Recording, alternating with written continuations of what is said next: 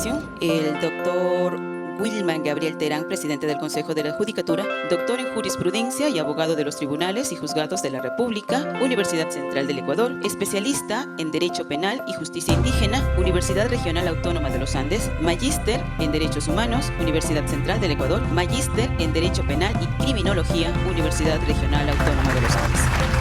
Muchas gracias. Generalmente, cuando un estudiante de Derecho o a veces está en sexto curso, le enseñan que el Estado es esa estructura compuesta por gobierno, población, soberanía. Permítame un momento. Voy a hacer un selfie. Vamos a dar la vuelta a la cámara. Aquí estamos en Santo Domingo.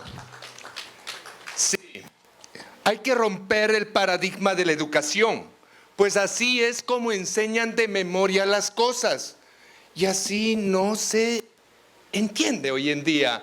Pues ya no vivimos de esa época de que la letra con sangre entra, ni que la teoría tiene que ser captada de memoria. La teoría tiene que ser dinámica. Ese dinamismo ha movido a nuevas latitudes y dimensiones. En estas nuevas latitudes y dimensiones no podemos detenernos en simplemente teorizar, sino que hay que ser prácticos. Pues cuando vamos a hablar el tema central se llamaba, perdón, yo tengo mala memoria, ¿cómo se llamaba el tema central? ¿Alguien se acuerda de aquí del público? La independencia de la justicia. En Ecuador. Pero, ¿sabes una cosa? La justicia es una armadura de la democracia y es un escudo del derecho de la defensa. Caramba. Pero la independencia de la justicia es un tema realmente complejo, porque independiente implica ser autónomos, ser libres, no depender de otro factor. Y en cambio justicia, ¿cuántos estamos aquí? ¿Quién calcula el número de personas que estamos aquí? 350. Estoy seguro que sacaré 350 conceptos de justicia. Voy a suavizar el tema. Allí hay un autor muy tradicional, les gusta mucho a mis colegas docentes del derecho, Henry Kelsen, les gusta bastante, en donde habla que es justicia. Y justicia para unos es dar a cada quien lo que le corresponde, pero ¿qué es lo que le corresponde? Si lo que para uno le corresponde, para otro sería injusto. Para otros, justicia es entregar un reparto conforme al criterio de la mayoría. Pero la mayoría puede discriminar a una minoría. En fin, ¿saben qué? Borremos. Vamos a imaginar que aquí está escrito en el pizarrón, independencia de la justicia. Permítame mil disculpas, cojo el borrador, tacho.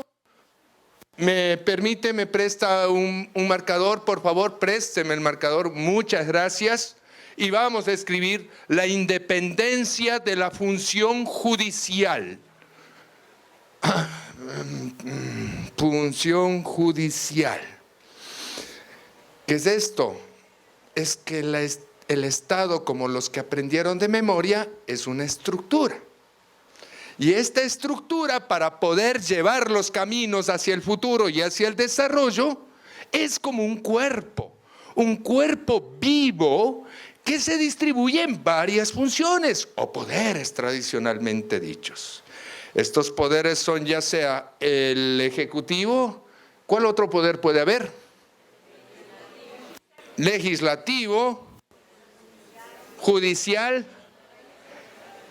electoral, participación ciudadana y función de transparencia y control social. Bueno, ese es el modelo ecuatoriano. No en todos los países existen esos modelos, pero se parte de una distribución clásica de poderes de 3 funciones primarias del poder: ejecutivo, legislativo, judicial. ¿Y por qué habla de unas funciones básicas del poder? Porque el poder legislativo entrega el consenso de todos. el consenso a través de sus congresistas, asambleístas, diputados, en cualquier estado del mundo. Miren, es un tips. A cualquier parte del mundo que ustedes viajen, cuando van a hablar sobre el poder legislativo, pueden hablar de congresistas, de asambleístas, de diputados, etcétera, etcétera. ¿Qué hacen ellos en definitiva? Crean leyes, ¿verdad que sí? Las aprueban. Pero ¿saben lo que son esa aprobación de leyes? Son consensos de fuerzas sociales. Las fuerzas sociales discuten en un escenario. En un auditorio grande se generan los grandes debates. Y lo relevante, quienes están debatiendo no necesariamente son abogados.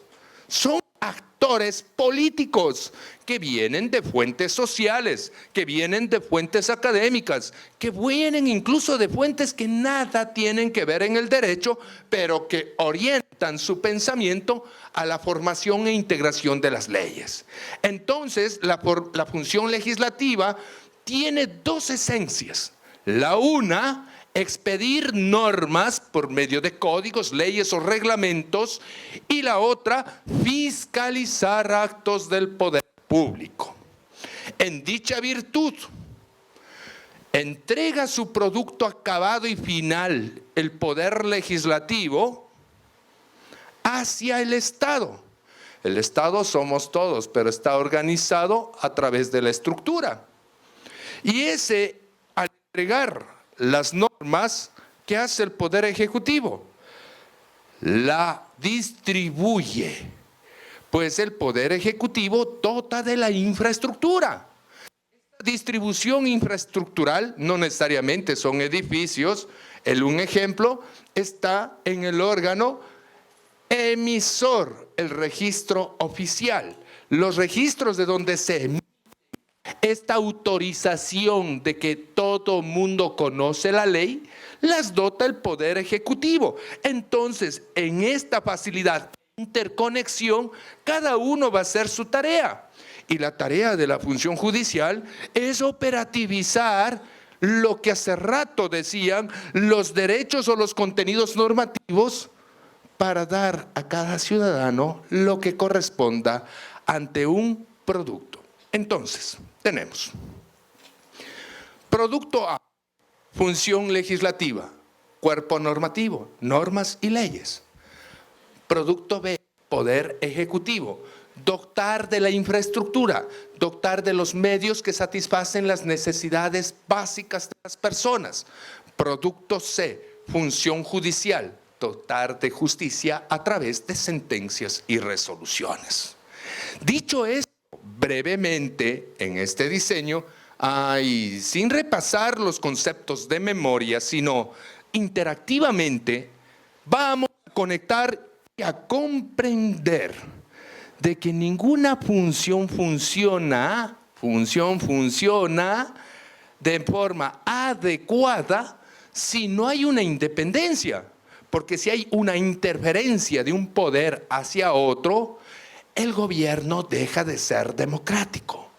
Y cuando deja de ser democrático, se suelda la justicia como armadura de la democracia. Porque solamente en ese momento la justicia, a través de su aparato, de las diferentes acciones que existen, puede interferir y romper esa invasión y usurpación que hace un poder a otro. Cuando un Estado se rompe esta democracia, los derechos de las individualidades humanas están en riesgo y decaen en una suerte de inseguridad. Esta suerte de inseguridad requiere estar escudada y la justicia se blinda como un escudo que va a plantear ese derecho a la defensa. Dicho esto, para que una función operativice, es el Estado central que a través de su macroestructura llamado Poder Ejecutivo, acumula el presupuesto o la renta, el producto ganado en un año, los ahorros del Estado, y distribuye. A cada función se tiene que pagar lo que le corresponde. Y cuando esa función ejecutiva priva de ese elemento, decae el producto de otra función. Así, por ejemplo, los legisladores no irían a producir leyes si en un evento dado el Poder Ejecutivo no les daría el dinero para sus sueldos. Pues así también en la función judicial, si no hay el presupuesto, los servidores decaen en la generación de su producto. Están siguiendo esos señores, no sé qué querrán decir, pero bueno, yo regreso acá, me limitan el paso por allí. No, muchas gracias. Otra de las cuestiones interesantes es que solamente he puesto ejemplos diversos y vagos. Es que cuando la función judicial emite una sentencia, cualquier entidad, estamento, individualidad humana, está obligado a cumplirla. Caso contrario, decae en un incumplimiento de orden legítima de autoridad competente. Le dicen desacato, rebelión, etcétera, etcétera, etcétera, etcétera, etcétera. Y este incumplimiento genera consecuencias, las cuales pueden implicar responsabilidades en las personas. Así también, cuando la Asamblea entrega su producto, las leyes, y a los ciudadanos no nos da la gana de cumplir las leyes, quien obliga al cumplimiento es la justicia, pues trae consecuencias. Cuando el Poder Ejecutivo se abstiene de entregar su producto a las otras funciones del Estado, adquiere también esas individualidades consecuencias. Prácticamente así se maneja la independencia de poderes para garantizar la buena marcha del Estado Social de Derecho. Ay, esto, Estado Social de Derecho, una cuestión muy compleja. No, Estado Social de Derecho. Estado es estructura que nos cobija, nos abriga, nos garantiza la eficacia y efectividad de los derechos en una correlación en una sociedad civilizada que se rige por el respeto de los derechos. ¿Y dónde está el respeto de los derechos? En esencia de la dignidad humana. Algo muy esencial. Ningún Estado puede existir si no existe respeto a los derechos. El irrespeto a los derechos genera un caos, un antiestado. Pues hay derechos básicos que no pueden pasar por alto. Vida, dignidad, igualdad, etc. Ustedes saben más de derechos que yo, ¿verdad? ¿Alguien me pronuncia otro? ¿Sabemos? ¿Qué otro derecho habrá? Derecho a la salud, educación, etc. Estas obligaciones proveedoras de derechos, podemos entonces indicar de que el Estado está obligado, por un lado, a activar derechos. Esta activación de derechos cuando dota para la salud, para la educación, para la justicia. Si el Estado no dota de casas de salud, ¿dónde irán los doctores a trabajar para curar a los ciudadanos enfermos? Si el Estado no dota de infraestructura la función judicial, ¿dónde irán las personas que claman justicia para pedir la efectividad de sus derechos? Nada más de eso, así es la independencia de poderes en relación a la independencia judicial.